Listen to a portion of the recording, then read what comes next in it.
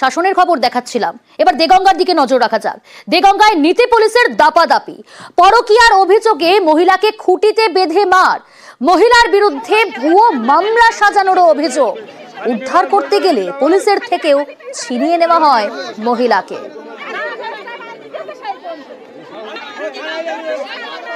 এর সঙ্গে আমার রং নাম্বারে পরিচয়, বিয়ে টিয়ে করি, খুব মদ খেয়ে মারধর করে, দিনের পর দিন এইভাবে চলতে ডিভোর্স ফাইল করলাম।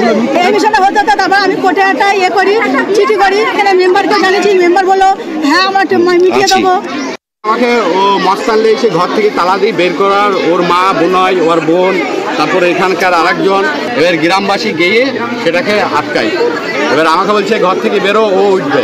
ও ডিভোর্স দিয়েছে আমাকে, যে অন্য লোকের সাথে সংসার করছে। 11 বছর আগে বিয়ে করেছিলেন? 11 বছর আগে ভালোবেসি আমাদের এস্টেরিকের বিয়ে হয়েছিল। কোর্ট থেকে আমাকে ডিভোর্স দিয়ে দিয়েছে, একতরফায় ও ডিভোর্স দিয়েছে। আমি ওতে সইও করিনি, কিচ্ছু করিনি।